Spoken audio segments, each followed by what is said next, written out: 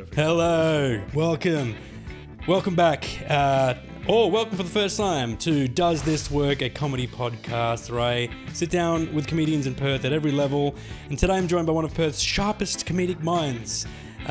He's one of the rising voices in the local scene. He's Raw comedy finalist, Next Gen comedy, two-time Raw comedy finalist, Next Gen finalist. Any other finalists? Any other wins? What a shitty... zero wins. I won one heat, I think. That was Welcome, loser. serial loser. Serial loser, Nick Meehan. Nick Meehan? Meehan. Oh, okay. My friends will enjoy when people say Meehan. Oh, damn. It's the best way to introduce me. Yeah, go right. Meehan. All right, cool. I'm glad I asked because there was a guest I had on previously and I just didn't say his last name because I got to it and I was like, Jim. Not going to risk it, yeah. How's it going, man?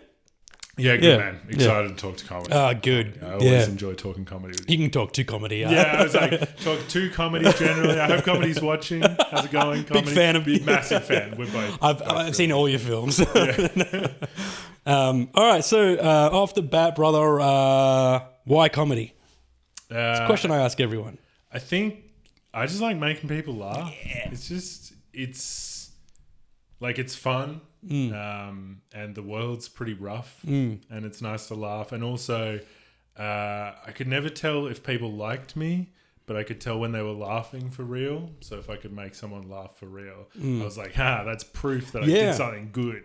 Yeah, and I think do you buy into the fact that comedians are just start off as people pleasers? I mean, from my own experience, 100%. Yeah, me too. I've never really been part of the group, and so I think most of my comedy, I mean, you ask my girlfriend, I'm just trying to be funny regardless of if there's people around, so it may just be some sort of disease that I have, but it was always just my way into conversations and groups, and so comedy was always I just had a good memory, and it was basically just remembering Simpsons quotes and TV stuff, because people couldn't just look it up, They had to wait for the episid to come around again. Oh, for sure. I'll just come talk to you because you remember all the episodes. Is it the last episode of South Park? Oh, here it is, verbatim. Yeah. I do the same thing with Eddie Murphy, Delirious, Raw. I would just be quoting it non-stop. So then, what's your earliest memory of making someone laugh and going, this is pretty cool? Oh, That's hard. I come from a very dramatic family. So my grandparents were both involved in the theatre. My grandma ran a theatre company. My parents met doing a show. My dad was performing. My mum was doing tech. And so I've always been weirdly shy but performative. And I think... have you done acting as well? I did a lot of stage acting around end of high school and then into sort of... I did, my school had a theatre company that was attached to it. Cool. So we did a couple of musicals, performed at His Madge, did a drama tour around the UK. So we took a show with half kids from my sort of school and people just graduated, and then other people who were involved in the company. Yeah. And, we took a musical to Scotland and Wales and England. Yeah. Real small budget stuff. But still. But I've always loved acting. Cool. That's great. I feel like we have such a similar backstory. Definitely, I feel because I got into acting, so I guess when you started comedy, it wasn't a huge thing getting over the stage fright. It was just a different. Yeah, I think beast. Knowing what it was like to be on stage. Yeah. I did a show at Yorktown Hall with Xavier and Nola, and being on that stage and being in the wings really reminded me of being on stage doing drama, and so there's definitely a familiarity there. But at the same time, most of the decent stuff I did, I wasn't really a main... I was a lead in a Shakespeare once. But, oh, cool. Which Shakespeare? Troilus and Cressida. Oh, cool. I wasn't Troilus or Cressida, but I was the syphilitic Uncle Pandarus. I had the most lines, so I'm taking it as lead. Yeah. But I went from chorus in Joseph in the Technicolor Dreamcoat to then being the lead in a 2.5 hour long Shakespeare. Yeah, cool. So that was an experience trying to learn. I was learning lines up until opening day. Basically, I was that impressed. Yeah, that's great. See, I feel like, you and me have talked before about our interests, background, reason for getting into comedy. Same as me, like I've had my finger in a lot of anuses. Like theatrical anuses. Creative anuses. Just such a Mark Norman thing to say. So like music was the first thing. And it's funny because it's music, acting, and comedy. Yeah, and my family's very musical as well. Oh, cool. My dad, can play the saxophone, trumpet, drums. Yeah. I think unfortunately, and he's a great singer as well. My dad's a really good singer. And I think all the musical talent just never came to me. Yeah. But my dad was also, my mum and dad are both very funny. And definitely the love of comedy came from my dad, I think, because it was just always comedy stuff on the TV. Yeah. But it was all intertwined, he has such a musical brain. Yeah. He's one of those people, you take him to a quiz night and he'll just get music round. It's just like album name, what year it was released, like what color jacket they're wearing on the front CD cover, so definitely all three of those. That's great. Really intertwined in my Yeah. family. Same with my parents. My mum played piano. Yeah. My dad was a drummer, and he's funny as well. Like my dad could It's have timing, music and comedy. Yeah. It's both timing. Yeah. Yeah, that's right. It's and there is something nice. I guess that's why I like looping. Live looping is great because it does feel like when a joke comes full circle. Yeah. You know what I mean? It's cool, it's like such a nice little package. I guess that's why when it comes across well, like I'm drumming on the guitar and then I've got 3 channels. Yeah. Not to get too technical about it, but I'm like, I do like the rhythm in one channel and then that'll loop. Yeah. And then the second channel, I'm like on the guitar. Yeah. And that's the drum thing. And then on the third channel, I'll like harmonize with myself. I'll lay down like a backing sort of thing where I sing and then I harmonize with myself and then I harmonize again. And then it's like, so then all 3, and then I can stop and start the drums. So it's like in the verses, it's just the guitar and then I bring it all back, and then I'm strumming over the top of that. So, and then singing as well. Yeah, that's some layers. It's layered. It's quite full on. I forget how full on it is until I see people like film. Like, so I was filming me. I was at a gig on the weekend, just gone, and I look up and there's 2 people filming that work in the pub and they're both like filming and like, oh, fucking and then, but it's like, it's same with comedy though. It's like when the whole thing comes together and you've hit all the right points and right at the end, I try and end with a callback. It just feels like the same sort of thing, like a song as you've just performed. So then what was it like when you decided to get into it? How old were you again? You were around... When I started comedy? Yeah. It was 2 years ago, so 33. Yeah, cool. I think just before my 33rd birthday, yeah. And then where did the material come from for that first set? My numerous health issues, which I've actually just started bringing back, which is great. Oh, cool. It's good to revisit that old material. But I originally was going to do jokes about my family, and then I thought it's probably not fair to go after them first up. And I was like, initially I was just like, my first set was just like a personal goal, I guess. Yeah. It was just like, I want to have at least done this like once. Yeah. And so if I'm going to do it only once, I may as well do it about myself. Yeah. And so all the jokes are about me. And actually, I just moved in with a mate who'd then taken off to Norway, I think, and left me by myself for a month and a half, which was the first time I'd ever really lived alone as well.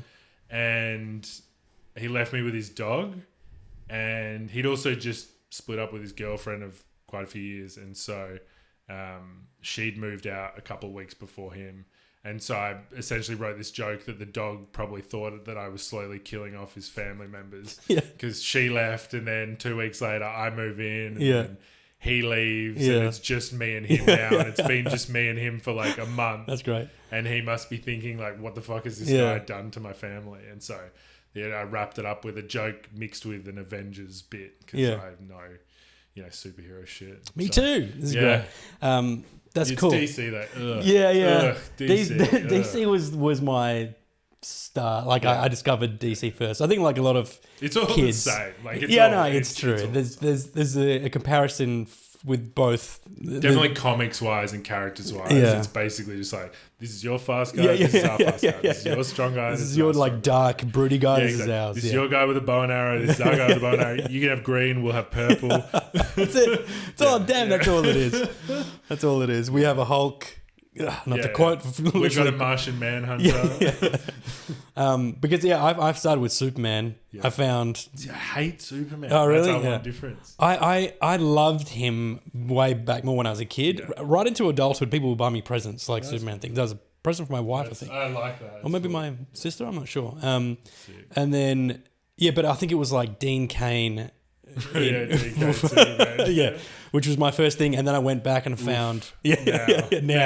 Now he's like struggling Back to then get... it was great. Now it's oof. struggling to train for ice and he's like leaping everything. It looks like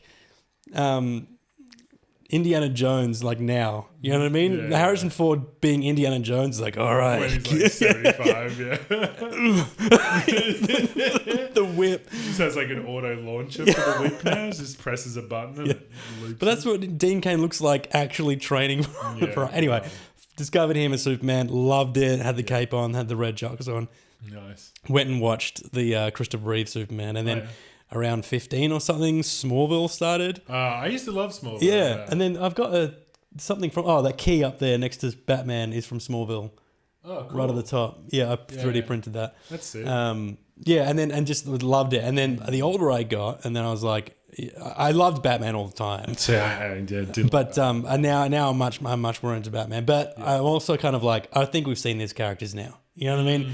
I think we've seen live action. I think we've seen the movies. I think we've seen the TV shows. I feel like there's going to be 2 live action Batmans now, Robert Pattinson and a new DC one. I'm like, I'm sick of Marvel. I'm sick of it all. It's hard, man. I don't know if you've watched many of the Marvel stuff. Like, I committed. I think there's a part of me that's like, if I was a Marvel fan in like the 80s, I would have killed for this stuff now. I just imagine myself being like a comic nerd who was buying comics every week and like, to see the stuff we've got, like, I think there's probably 2 Marvel shows I haven't watched, and outside of that, all the mainline studio stuff I've watched. Yeah. Even the latest stuff, though, like, I felt like... Did you see Thunderbolts? No. So Thunderbolts was really great. Right, like, it was a real callback to, like, that old, like Avengers. Really. Cool. It was actually... And that's the thing, is, like, I've enjoyed all of them for whatever reason. Like, I could give you good points from any movie in the Marvel thing. It's just so I easy understand they're not for everyone. Yeah. I really enjoyed Fantastic Four. I haven't even seen that yet. Fantastic Four was fun. It's just so easy but to... Thunderbolts is, if you liked old, like, Avengers, like, original Avengers Marvel, Thunderbolts, not only that, but they put Florence Pugh as the central character, and she's an incredible actor. Yeah. And so she kind of just carries the movie, and everyone else sort of jumps in, and like I said, they're all really good, and they all, like, David Harbour as Red Guardian. I love him. Yeah, he's great. Yeah, but even like Sebastian Stan as Bucky, like, I didn't even know he was in. Oh yeah, dude, I did know he was in it. He's so good. He and anyway, this is we're going off comedy, but I love Sebastian Stan, and that's one of the things I loved about the Marvel movies. Marvel over DC was the comedy element of Marvel was there from Iron Man 1. Yeah, and that's what I loved about Marvel, and Marvel was this. It was like, why can't DC do this as well? Because they were just failing. They were trying to be too serious. Yeah, it's way too serious. But with Marvel, which is ironic because they have the Joker. Yeah, they had the more light-hearted one. You know what I mean? Like, you've got these, like, the good thing about DC, I've always thought, was like this diametrically opposed Superman Batman thing, right? You got this like bright, which is the new. That's why I like the new Superman, because I feel like that was pretty accurately Superman. Jocks, trunks on the outside and everything. Yeah.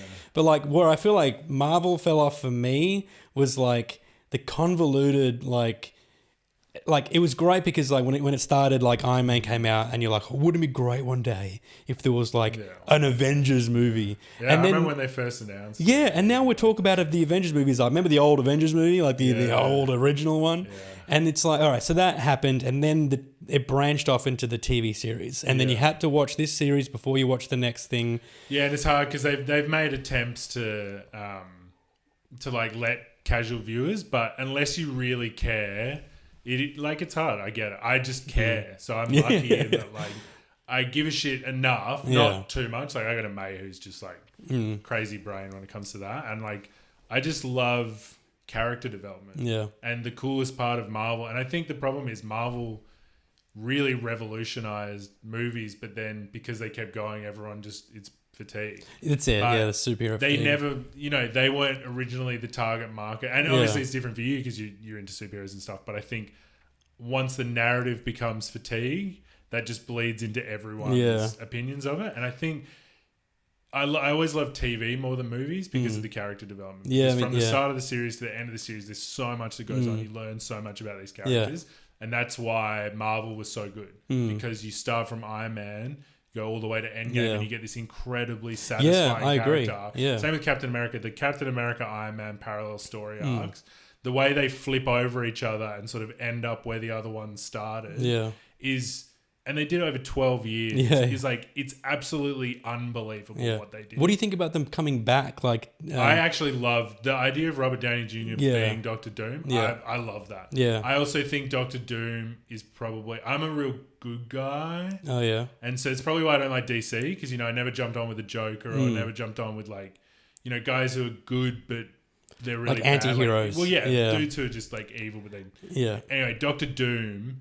is probably the villain I love more than... Because he's not really a villain. Yeah. He's just someone who's so obsessed with doing the right thing by a specific code. Yeah. Or a specific... He's doing it really for his people of, Latveria or wherever. But he is so interesting to me that I love that Robert Downey Jr. is coming back to do it because I can't think of anyone else who you could have put in there and given it the gravitas that it now has with Robert Downey Jr. doing it. I just hope he doesn't do his like... his Tony Stark. So, all right. I don't think he will. Doctor Doom's very serious. Yeah, that's it. Well, like Doctor Doom was like one of the first super villains. I think Darth Vader was based on him. Yeah, I wouldn't be surprised. It's the same, that cat, the mask and the... Anyway, let's start joking each other off with... It's a lot of superheroes. I'm going to check on this camera. That I could tell. We've been going for 19 minutes, so I know at least you didn't remember it 15 minutes. I'll take that win. I just tricked you into superhero stuff. That was how I did it. No, I could easily talk about superheroes. Yeah, same. But let's move on. All the time. I mean, like clearly, like the lightsaber there is from Disney World. That's the build. I think we discussed this because I've heard it's so... I think we talked about Outside Adam Bloom's thing. Yeah, that's right. Yeah. In fact, let's light it up. Why not? We'll get back into comedy soon. I've got this here for...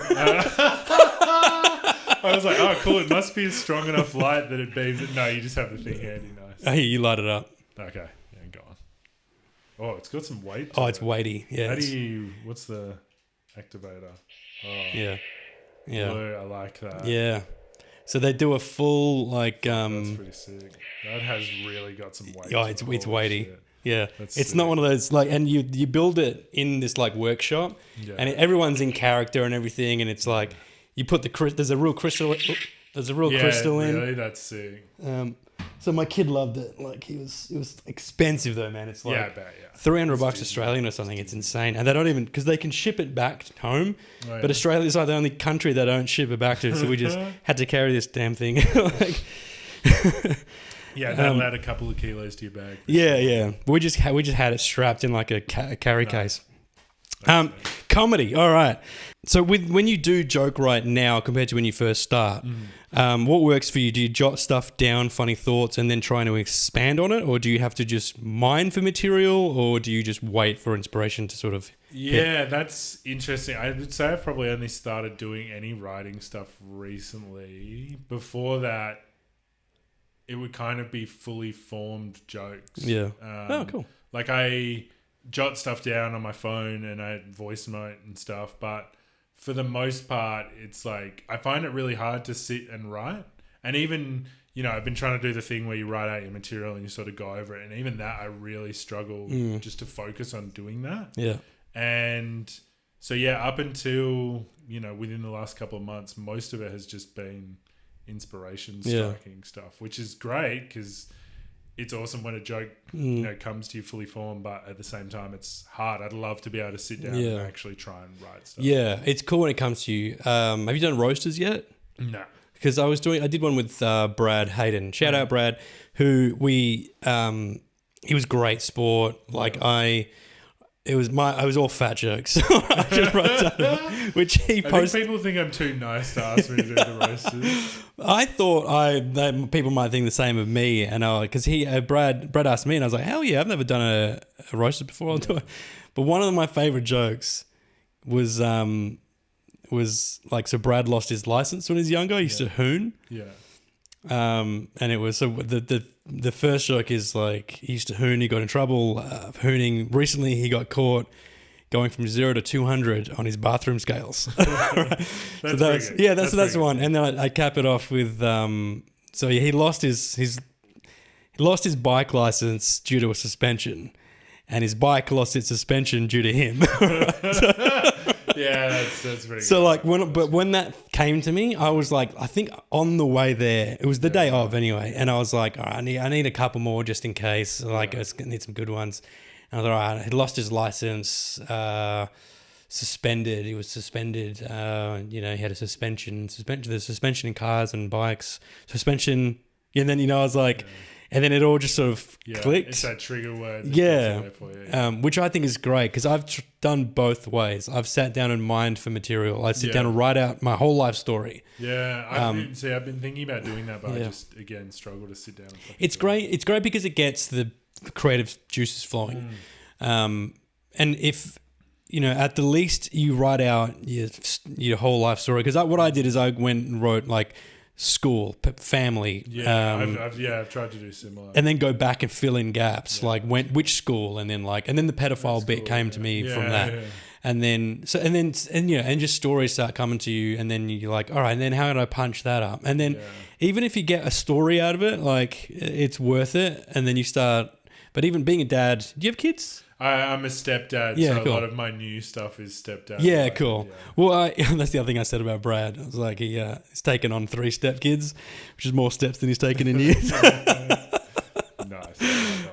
But yeah, being a dad and like coming up with like dad jokes just to piss your kids off or just to make them laugh, it's made me sort of look at the world a bit differently. Yeah. And like, how can I turn this into a pun for my kid? Totally. And they find completely different stuff funny though. Yeah. The problem is because most of the stuff they find funny is real cliche. Yeah. Because they haven't heard it, so it's not cliche. Yeah.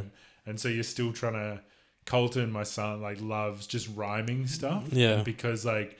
My brain just jumps word association, like rhyming so easy, for me, it's so natural, and I'll just like make up a random rhyme. Yeah, and he's just like, "Oh, how do you do this?" Yeah. I'm like, "Wow, how are you reacting?" Yeah. Like, it's like I rhymed. What a great audience! Well, what a great audience! I rhymed bread with head. Like, how impressive is this, really? But you little idiot. It totally does that. Yeah, get some taste.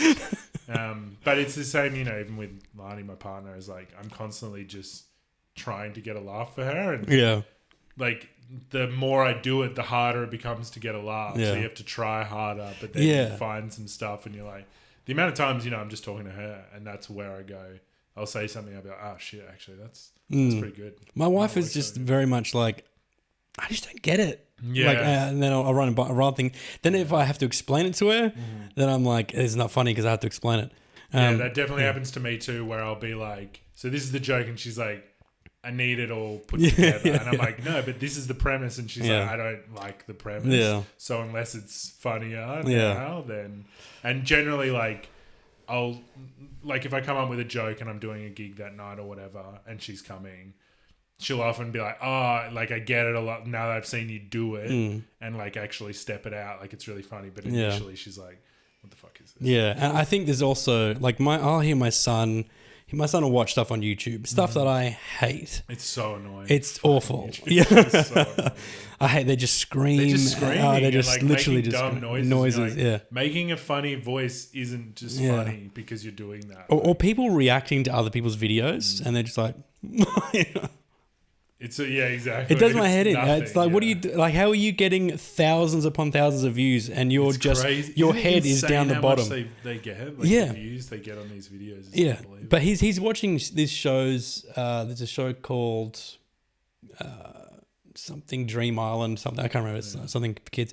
He doesn't laugh. I don't hear him laughing. Yeah. But when I sit and watch it with him, which is rare, and something makes me laugh, finally, something stupid that makes me laugh, I'll laugh. They get you every now and then. He'll laugh, right? Yeah. And I think there is something about laughing together. Like Totally, when you watch a comedy movie by yourself, you could laugh, but like when you're watching it with someone else, You laugh the way laughs are way more. So my wife will laugh way more when she comes to see me she's with other people. when she's with other, and there's, or just even her by herself in a crowd of people. So it's like there's something in it. And then so with Perth comedy scene, do you feel like it's competitive, supportive, bit of both, or how do you feel about it? Oh, I mean, it's incredibly supportive. I was very lucky in that my first gig, the MC was Jared Goundry at Comedy Factory, and I'd never met him before, and he was just he was like, "Oh, how you doing? Like, how long you been doing this?" And I was like, "Oh, it's my first time." And he was like, "What? Like, it's your first time? That's so cool." Like, made a big deal. Like, even up, like, went and like was like, "This is his first time ever." Like, really get up for him. Like, this is cool. And then got me a big crowd. And then he like, obviously, I got off, and he was like, "Oh no, come back up here." And he's like, "Give it up again for that's so cool." time. And like, really made like a big deal. And like, didn't have to. Like, but just straight away. And then I walked off, and I think even just from seeing him be so supportive, other comics came up and like, "Oh, good job, man." And then someone gave me a flyer for like the old Windmill Gong Show or something. And I was like, I still use it as a bookmark. That's cool. Because I was like, fucking some people tonight called me a comic and a comedian, and like, but even people, there's a lot of people that want to watch other people succeed. Fluffy Duck, another great one. They genuinely just want people to come there and have fun and do well. That's all they want. They're not, they're not doing it to make the money. They're doing it because they just love supporting people and they genuinely want to see you do well. And there's a lot of people that do feel like that and are also competitive, but there's a few spots and people that are just genuinely so lovely. Yeah, I've never felt like I was competing, even it's during... competitive in that there are so few paid spots. But I'm definitely not at the level yet where I'm expecting to be in the mix for like a regular paid spot. No, me neither. So. In fact, I think it probably worked against me when I did get a paid spot, because I got one after just under 4 months of being on stage. Well, that was a comedy lounge. That was a comedy lounge. And I think it worked against me because I feel like people were supportive until I got that. And then this is maybe it's just like my... in a different tier, so there's different expectations. Yeah, or it was just a lot of like, who the fuck is this guy? I mean, I think it's tough because... I mean, we both know how hard it is. Even again, like I don't do a lot of writing and stuff, but even just getting to gigs, like and trying to gig regularly is really tough. And so I think it's hard when there are people who are in the scene who've been there for like, 3, 4, 5 years and haven't really had those opportunities. Like I remember I did New Breed last year, and I remember even someone there being like, "Oh, if someone was like, how did he get this? Like, I've never been at Oasis." And I was like, that's kind of fair enough. Like, I get it. They, especially if I don't know them, like, I get that. But there's no measure to which people are getting gigs. And I think that's the hard thing is we're all like, once I get to that level, it's like, it's not really a level. It's kind of a lot of different factors that go into that because there are so few paid spots in Perth. I think that's what makes it really competitive is that just paid opportunities. Like if you want to be like for us, I mean, for me, again, I'm speaking for me, but like I have a full-time job. So it's not like I'm relying on money from comedy to eat where some people are. So of course that's going to be more competitive for them. And like, it's awesome for me to get a paid spot, but for that person, it's literally their income.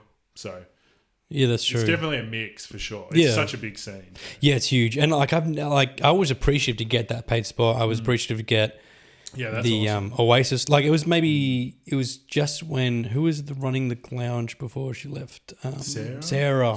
So Sarah was like, we want to. It was funny because I didn't realize she was offering me a paid spot because she was talking to me at a gong. Yeah. And I had been doing the gong for I don't know like a month and a half or something.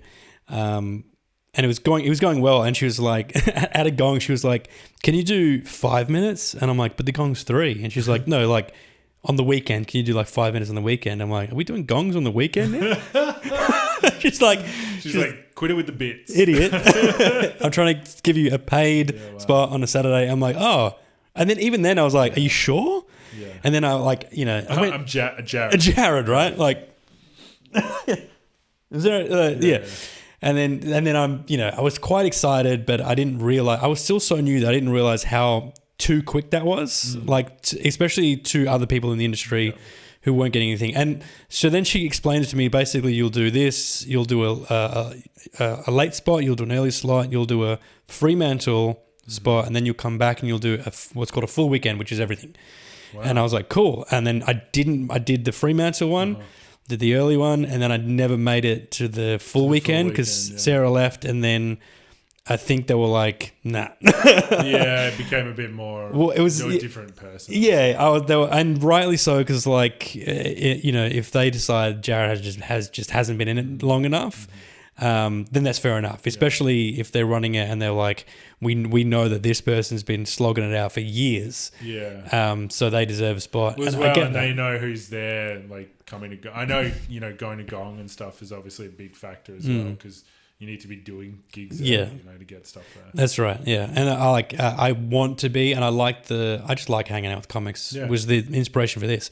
But like, I'm working Thursday nights, teaching acting, and it's like, brutal, man. And it's brutal. I've only just gone back to doing Gong, and even like I got Gong last week, and it's like, it's definitely easier because I'm like, you don't care as much. At least now people know me a bit better. Yeah. Where like when I first started doing it, I think I was like, this is some people's only perception of me, and if I'm going to get... And honestly, it just hurt. I remember the first time I got Gong, and I was like, fuck, that is brutal. Yeah. I had a great start. Yeah. I had 3 gongs I got through, and I was like 4th. Damn. You know what I mean? And then I get... I never get into the top 3. It was like Nola, and it was, whoever else. So I was like, suck, but I'm like, this is just how it is now. And then Gong, the first Gong, I was like smacking shit in the car on the way home. I was like, it just cut. It was like, it hurts. I suck. It does hurt, But then like quickly, watching those paddles get up, dude. Brutal. But then I quickly realized that the Gong is not a place to accurately judge your material. Totally. Yeah. It's not even. I wouldn't even judge it as an open mic. I think it's just stage time, and which is great because the vibe is great in front of a lot of people, which you don't get it a lot of. Yeah, and if something works, then great. If not, then actually last Thursday I came up with a joke on my way home from work before, and I did it that night, and it got a laugh. Yeah, cool. I got gonged, but that joke that I wrote like 3 hours ago got a laugh. So that at least that's something I can do. Well, for a while I was trying to do new stuff for the Gong like every week, and then so people like will come up to me and go like, "You're doing a new set again," and it was not a new set, but it was like some new bits with old bits, and then but even like people like Wolfie will be like, you're just always trying new stuff out, eh? And I'm like, no, not all. I mean, I do get a bit chicken shit, like where I'm about to go on stage, I'm like, I'm gonna do old stuff, and then that bombs. That's the worst, because then you're like, fuck, I should just stop the new stuff. Well, if you could open for any comedian, alive or dead, who would it be? Alive or dead? Man, that's a tough question, because I feel like I'd probably have to fit their vibe. But also, is it the person I just want to hang out with? Yeah, that's it. Yeah, factor all that in. So, alive or dead, whether you fit their vibe or not, whether you think you get along with, maybe if you think you just get along with them, or if it's someone who's like idol. I think Louis C.K. Oh yeah, because I have a similar vibe, and if he tried to masturbate in front of me, I know I'd really made it. Yeah. If he was like, "Can I jerk off?" I'd be like, "Fuck yeah, you can, Louis." Yeah. Absolutely. We have a similar vibe. We like to jerk off in front of people. Yeah, exactly. That's cool. Yeah, Louis C.K. is a good one. I went away from his stuff for a little bit just because I was like, I don't really know how to deal with all that. And then, but he's just. I watched the bit he has about being white. Yeah, is like one of the funniest. Just start to finish bits. I love that bit. Yeah, it's so funny. Well, like, and the fact that what he did, like, wasn't so like he was like, I'm gonna do this. Even that's hard. It's hard not knowing specifics. I know. All I know is news articles. It's depraved, as in like it's like. It's nice that he didn't assault anyone, obviously. Yeah, that's right. Yeah. But like even like Chappelle said, he's like, you don't know how to hang up the phone. You know what I mean? Like this. Do you see his stand up? Yeah, but even that, that's dicey because it's the fucking power dynamics in Hollywood. Yeah, that's shit. right. I'm like, I don't know what goes on in Hollywood, but I feel like that's probably like mild. Yeah. Shit, for sure. It's hard because it's like, I know if I was at that level of like almost getting there and then someone was asking to do that, it's like, Yeah. even if I'm not fully comfortable, I might, just because I'm so desperate. Like Yeah. people have told me that this is the way to go. Yeah. It's a messy situation. Yeah. You know, especially on his end. But he can. But I do. And in terms of comedy, I would say his is probably the cleverest and funniest together that I've ever seen. And especially when you factor in that he doesn't tend to write. Yeah. He has a note or a dot point or whatever, and he'll go and try it out, and then try that out again and again. Yeah. And I've stayed on his mailing list. I don't know if you're on his mailing list. No. Been on it the whole time. It's interesting. Just getting emails from selfies from like the from the balls up. I think he's trying to distance himself a bit. I think he like addressed it. And now he's like, now he's less dick. That's why I love hearing about like Mark Norman and Sam Morril would still joke about it, about how like apparently Mark Norman messaged him something like "Welcome back to my level," you know, after all happened. He That's pretty didn't funny. get a reply. Yeah. Maybe there still is. But like levels. he came back like I was gonna say he came back hard. That was the problem in the first place, dude.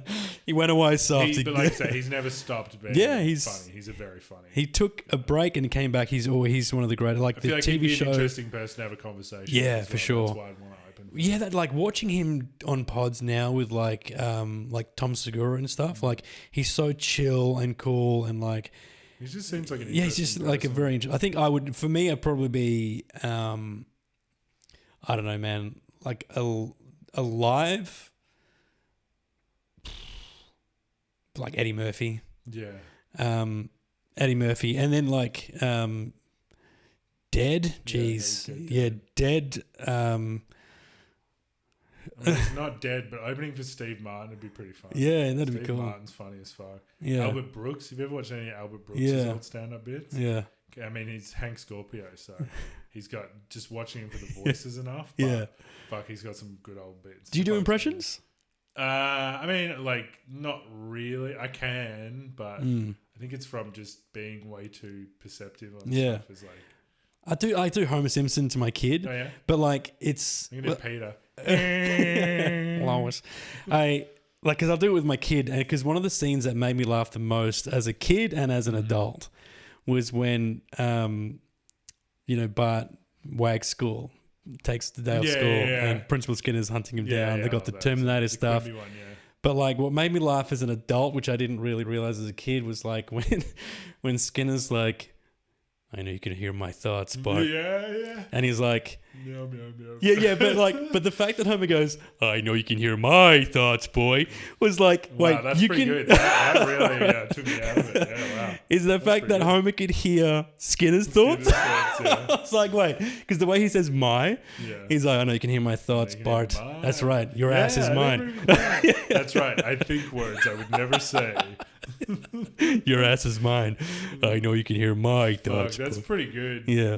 It's all right. That's a great bit I never picked up on. You're right. That is a real obvious sign that he can hear Skinner's thoughts as well. Because he emphasizes my. It's great. So I'm thinking about incorporating, like, I started doing like accents and Indian accents. do you reckon it's like hack? No, because I said this to Adam Bloom, and he was like, no, if you can do it and you're telling a story and it serves a purpose, then do it. And he obviously knows what's hack or not. He told us obviously, as a white guy, I can't do any accents. I mean, Wyatt Nixon does an Indian accent. He does his he does. Oh, anyway, it's fine. He does like his Indian doctor. And so I told him, weed doctor, he's weed doctor. So I got a new bit about deodorant factory in Sri Lankan Indians, and I told Wyatt backstage, and he was like, "That's good." I was like, "Yeah, but I don't know about doing the Indian accent." He's like, "Dude, I do it." And I was like, "It's true." And you're like, "Yeah, actually, you're right. I can do it now because you said what." Thank you. This Wyatt said this is okay for me to do. Some Wyatt guy told me it was fine. I was working on that as well. That's right. This Wyatt guy backstage. You should work that in. Be like, I wasn't going to do the accent, but this Wyatt guy told me it was fine. Well, I thought about doing an opener where I was like, I'm biracial. But I won't tell you what I am because I want to keep getting away with saying the N-word. But not that I say it, but like just want to be able having the option. I like the idea of me saying I want to keep getting away with it. Paints the illusion that I've been getting away with it and going, Can I say it? But I said it once. Never again. Yeah. Never. No. Never, Never again. Never said that. Well, do you think it's hard to, because it's such a busy, saturated industry now with new comedians coming up all the time, do you think it's hard to stay relevant or stay noticed? Yeah, I think even that's tough, right? Because firstly, how much are we getting noticed now? Yeah. And I don't really know that. And again, even I'd struggle to get to gigs that I'm not performing on. Yeah. So and even like I said, Gong never really did that. So that's like the networking event of the fucking week, you know. If you go to Gong, you're talking to 30 different comedians, and like that's a great way to keep your face out there. But I think it is hard to stay known, but I think when I see people getting opportunities, it is people who are constantly gigging and trying stuff and consistency, I think, is working. the key. Yeah, it's hard because they're consistently good and they consistently write new stuff and stay good. Well, it is kind of an industry where if you take a break, it just moves on without you. I was talking to Jared Duggan about that recently, and he was saying, you know, he just took a break. And he's like, how do you even do it again? Like, I got sick like a month and a half ago, and I was really sick for like 2 weeks. And then I remember coming back for a gig afterwards, and I was like, feels like I haven't done this in like months. I haven't done one in a week. Yeah. Right. All last week I haven't done one. Yeah. And then this week I've got nothing booked in. Yeah. So I'm like, I messaged Josh Durkin. I'm like, can I do a Gong? And he's like, yeah, of course. And I was like, yeah, legend. Well, yeah. I mean, I think I had a gig on the 20th of August, and then I think last week Gong was my first gig since that. So, and that's not even really a gig because it's like a minute and a half a joke. Yeah.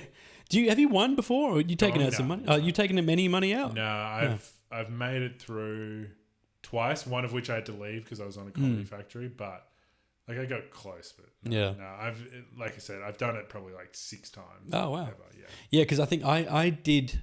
When I started, I did 4 weeks in a row, just Mondays. That's it at Mad Cow. Yeah. And then the fourth one. Yeah, I had a patch where I was going for Mad Cow. Yeah. And the fourth one, Dan and Justin. I haven't seen Justin in a while, actually. I saw him recently. Oh, yeah. I feel like I saw him the other week. Yeah. He must be doing Mad Cow still. Yeah. They were like, you should do that set at the Gong. And I hadn't done the Gong yet. And then, got through the first Gong. And Chris back then was like, had nothing nice things to say. Yeah. He was like, in fact, I think he pointed out, because I got through, it was great. I've still got the set. And I think the best feedback I got from other comics was like, you just look like you belong on, like you're fine being on stage. That was literally actually what I was about to say to you. I was like, I feel like just based on your stage presence, at a gig like Gong, that actually goes a long way. Yeah, come up trembling. Look like you belong there. Yeah. So they're like, oh, he's not just one of these open micers doing Gong. Yeah. He's like, he must be a good comedian. He's here all the time. He's just doing Gong for I think fun.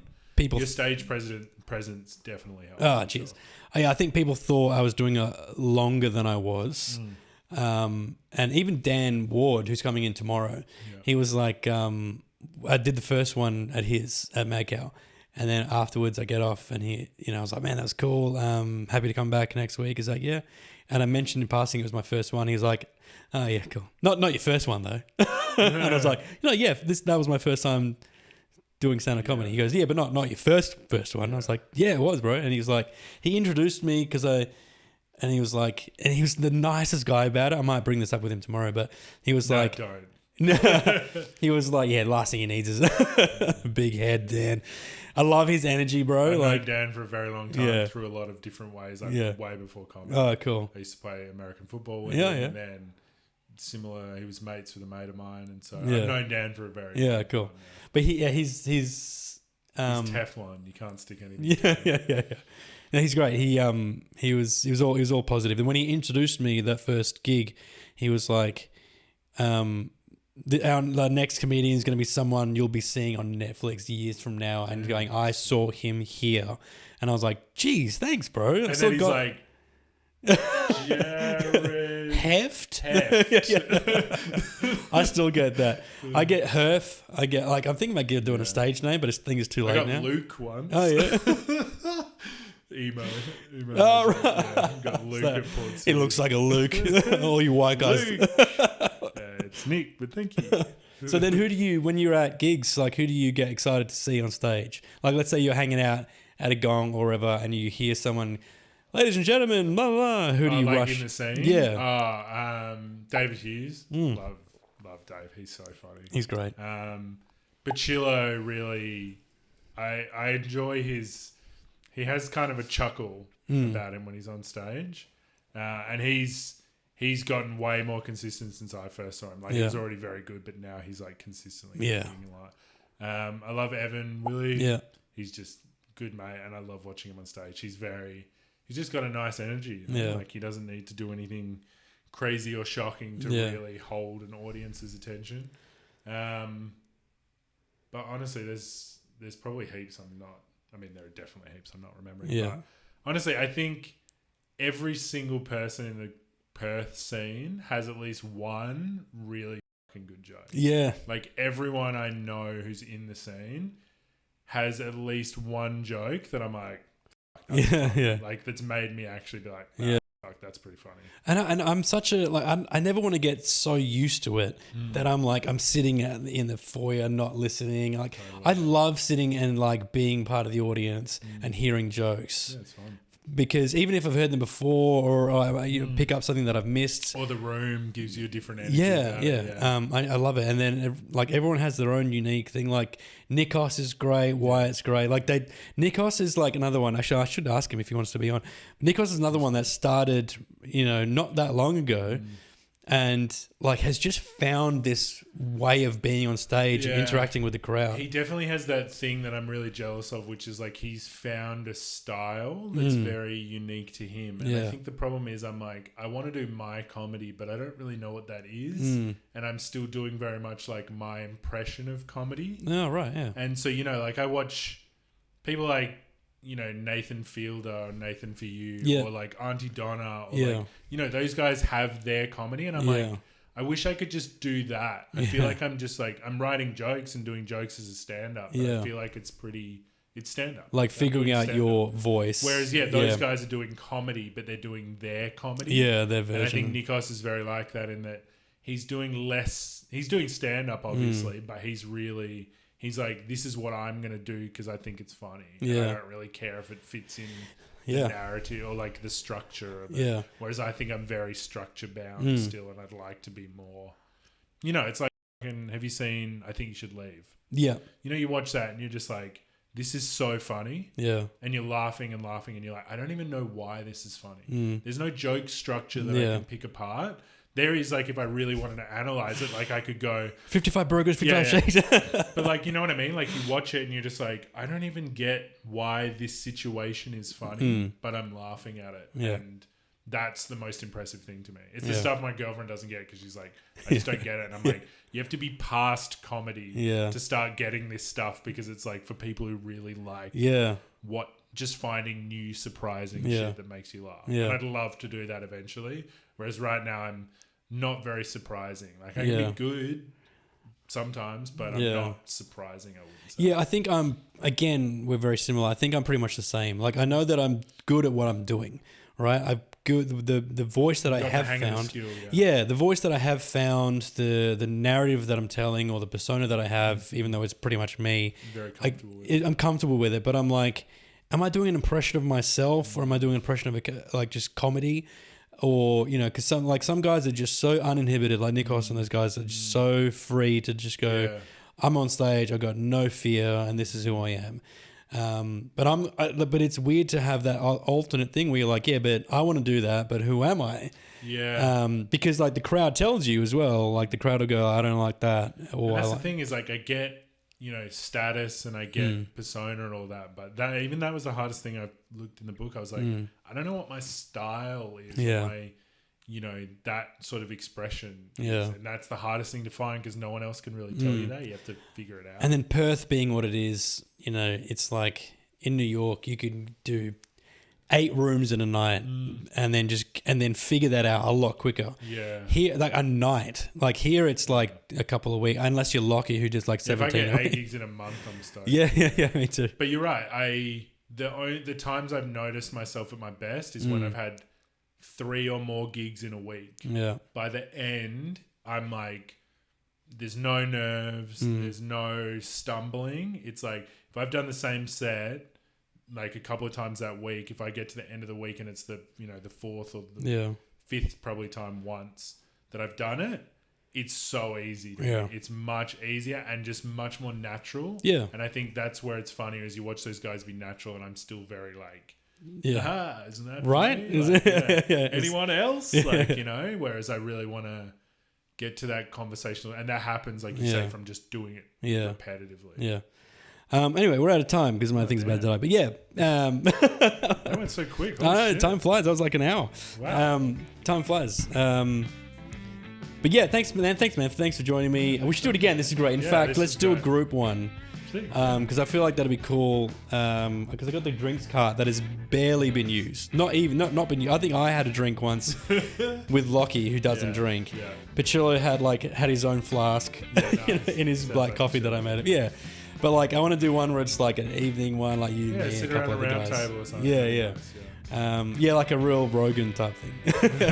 Should get just drunk. I'll be Louis C.K. Yeah. Norman.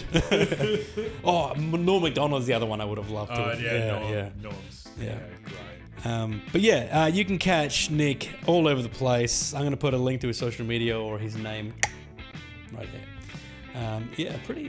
With a nice photo. It looks great. He really put a lot of time into it. But thanks for joining me again, mate. Appreciate it. Cheers. And then stay tuned next week. All right, well, something like that. See ya. Thanks.